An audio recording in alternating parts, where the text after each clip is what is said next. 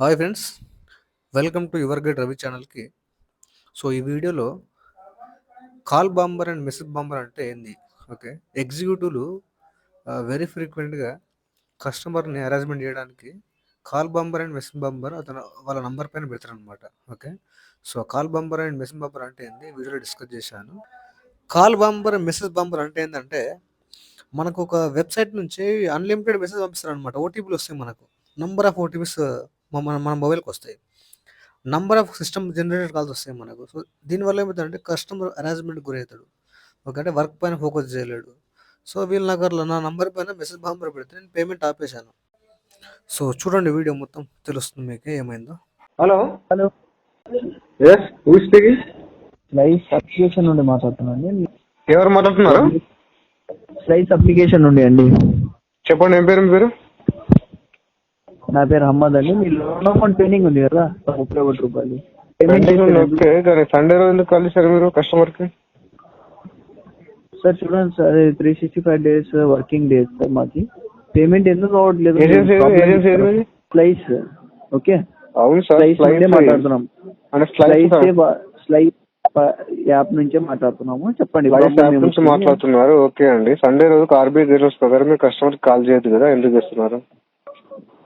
Sir as per RBI commitment call చేయొచ్చు sir. 365 days.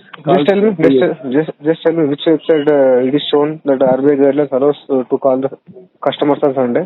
Sir ఇప్పుడు మేము కాల్ చేయడం వల్ల ప్రాబ్లం అవుతుందా, మీరు పేమెంట్ చేయకపోవడం వల్ల ప్రాబ్లం అవుతుందా? నాకు చెప్పండి. 444 రోజులు టైం తీసుకున్నారు కదా, ఈ టైంలో మీకు ఇవన్నీ గుర్తు రాలేదా?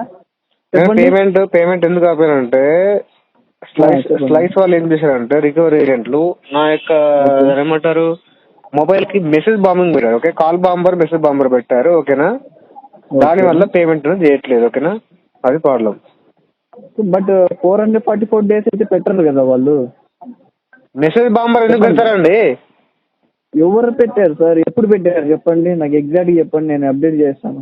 1 month బ్యాక్ స్లైస్ టీమ్ నుంచి కస్టమర్ కాల్ చేశాడు, కస్టమర్ ఎగ్జిక్యూటివ్ కాల్ చేశాడు. నేను చెప్పాను టైం పడుతుంది పేమెంట్ అని చెప్పాను 1 or 2 months బ్యాక్. ఓకే, చెప్పిన తర్వాత అతను సేమ్ సండే చేశాడు. నేను అడిగా సండే ఎందుకు చేస్తాం అని చెప్తే దాని తర్వాత కొద్దిగా ఆర్గ్యుమెంట్ అయిన తర్వాత ఏం చేశాడు, చూడు నేను ఏం చేస్తావు అని చెప్పేసి మెసేజ్ బాంబర్ పెట్టాడు. ఓకే, మెసేజ్ బాంబర్ పెడితే భయపడతా అనుకున్నాడేమో, మెసేజ్ బాంబర్ పెట్టాడు. ఓకేనా, దానివల్ల పేమెంట్ ఆపేశాను. కాల్ బాంబర్ మెసేజ్ బాంబర్ పెట్టాడు, దానివల్ల నేను మెంటల్ గా హెరాస్మెంట్ గురయ్యాను. సో దానివల్ల పేమెంట్ ఆఫ్ చేశాను. So you can file civil suit on me. I will come in court and I will discuss there with in front of judge. Okay sir, okay, ఒకటి మాట చెప్పండి. Last month అయితే ఈ problem వచ్చింది. Okay, దానివల్ల మీరు payment చేయలేదు. But last month అయితే అప్పుడు కూడా ఆర్గ్యుమెంట్స్ అయ్యాయి సార్, డైరెక్ట్ ఆన్ కాల్ లో ఆర్గ్యుమెంట్స్ అయ్యాయి. ఆర్గ్యుమెంట్స్ అయినట్లుగా ఇదైతే రికార్డ్స్ అయితే లేవు.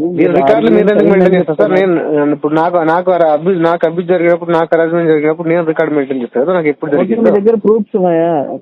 మీ దగ్గర I have call recordings also.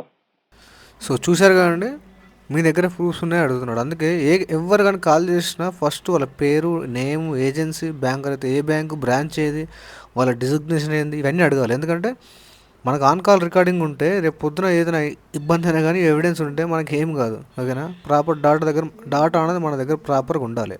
So ఈ విధంగా ఎప్పుడైతే మనకు అబ్యూస్ జరిగినప్పుడు ప్రాపర్గా కమ్యూనికేట్ చేయాలి బ్యాంక్ తోటి. ఓకేనా, రేపు పొద్దున ప్రాబ్లం ఏమవుతుంది అంటే end of the day issue జరిగినప్పుడు ఎందుకు బ్యాంక్ కంప్లైంట్ చేయాలని క్వశ్చన్ చేస్తే ఏమి ఇస్తాం మనం. అందుకే ప్రాపర్గా ఎప్పుడైనా మీకు మిస్బిహేవ్ జరిగినప్పుడు ఖచ్చితంగా అవి కాల్ రికార్డింగ్స్ పెట్టుకోవాలి.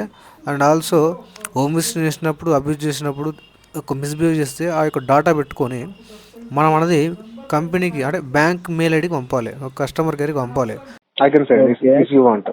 మీరు స్లైస్ కి మీరు కంప్లైంట్ చేయొచ్చు కదా. అప్పుడే స్లైస్ కాల్ కంప్లైంట్ చేశాను, మళ్ళీ తర్వాత చేయొచ్చు కదా. కంప్లైంట్ చేశాను. ఓకే సార్, కంప్లైంట్ చేయడం వరకు కాదు, దానికి సొల్యూషన్ నేను పొందాలి కదా. కంపెన్సేషన్ కావాలి నాకు, 1 lakh కంపెన్సేషన్ కావాలి. 1 lakh కంపెన్సేషన్ ఎందుకు సార్? చెప్పండి. మెంటల్ గా హెరాస్మెంట్ గురైంది సార్, నేను చాలా డిస్టర్బ్ అయిపోయా మెంటల్ గా హెరాస్మెంట్ కి గురైనారు. బట్ 444 రోజులు ఒక 1 month బ్యాక్ నుంచి మీరు హెరాస్మెంట్ గురైనారు. ఓకే, 1 month విజయమాల్య పేరు ఐడియా ఉందా? ఉంది, ఐడియా ఉంది. 6,000 కోట్లు రైట్ ఆఫ్ చేశారు, తెలుసా మీకు? అది తెలుసు. తెలుసు కదా, మరి కస్టమర్ నార్మల్ పర్సన్ ఒక 6,000 కట్టకపోయినా మీరు ఇంత అరేంజ్మెంట్ ఎందుకు ఇస్తారు?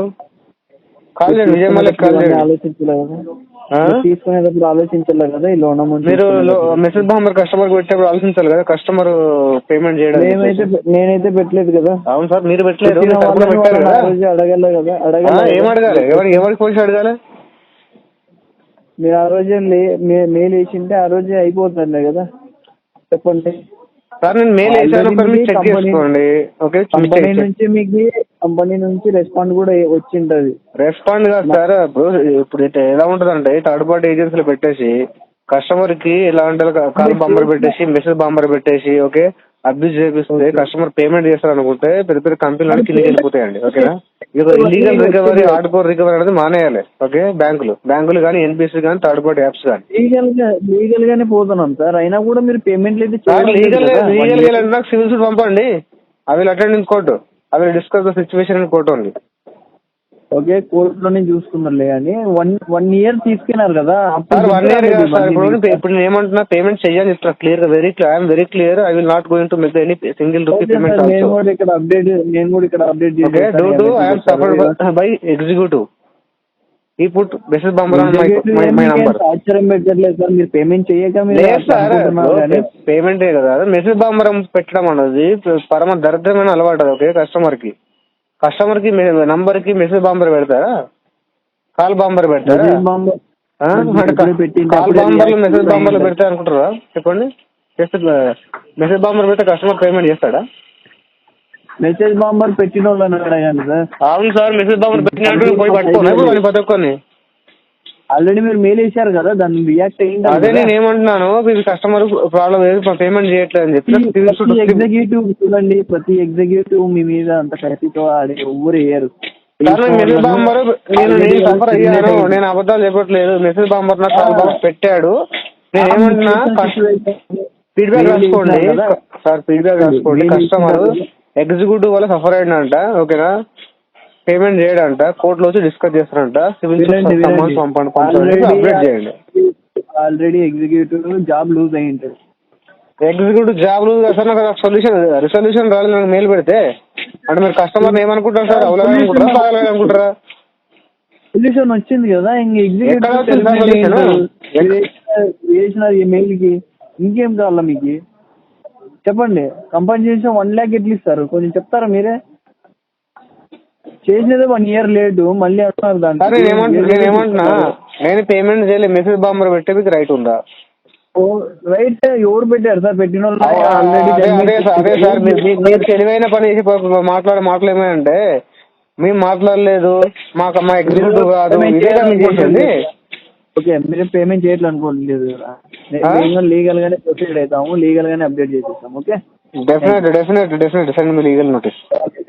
సో చూశారు కదా ఫ్రెండ్స్, ఇది రెస్పాన్స్. అందుకే ప్రాపర్గా మీరు కాల్ రికార్డింగ్ చేసుకోండి. ఓకే, ఫోన్ వచ్చినప్పుడు ప్రాపర్గా డాటా అడగండి, ఎక్కడికి నుంచి కాల్ చేస్తున్నారు, ఏజెన్సీ నేమ్, మీ పేరు, లొకేషన్ ఎక్కడ, ఇవన్నీ అడిగితే మనకు రేపు పొద్దున ప్రూఫ్ ఉంటుంది. ఓకే, ఇప్పుడు అయినా కానీ మోస్ట్ ఆఫ్ ద టైం వీళ్ళ ఫేక్ నెంబర్లే ఉంటాయి. బట్ మన తరపున మనకి ఎస్కలేషన్ చేయడానికి ఉండాలి కదా మనకు డాటా, ఇట్లా మిస్బిహేవ్ అయిందని చెప్పడానికి. సో ప్రూఫ్స్ అనేవి మనమే ప్రొక్యూర్ చేసుకోవాలండి. ఓకేనా, ప్రూఫ్స్ అనేవి మన దగ్గర రెడీగా ఉండాలి. ఇప్పుడు బ్యాంక్ ఏమంటుందంటే చేసిన పర్సన్ మా పర్సన్ కాదు, అసలు నీకు అబ్యూస్ జరగలేదు, ఎలా నమ్మాలంటుంది. సో రికార్డింగ్స్ ఉంటే నేను ఆర్బీఎల్ బ్యాంక్ వేసినప్పుడు కూడా నేను ఆ రికార్డింగ్స్ అని వాళ్ళకి మెయిల్ చేశాను. ఓకే, అప్పుడు ఆ యొక్క ఏజెంట్ అనేది టర్మినేట్ చేశారు. దాని తర్వాత నాకు అరేంజ్మెంట్ అనేది ఆగిపోయింది. సో ఈ విధంగా ఉంటుంది అనమాట. సో కాబట్టి మనీ ఉంటే పే చేయండి, లేదంటే హ్యాపీగా ఉండండి. పే చేయడానికి ట్రై చేయండి. సో వీడియో నచ్చింది అనుకుంటున్నా. సో వీడియో నచ్చితే లైక్ చేయండి. మరిన్ని ఇలాంటి వీడియోస్ కోసం మా ఛానల్ని సబ్స్క్రైబ్ చేసుకోండి.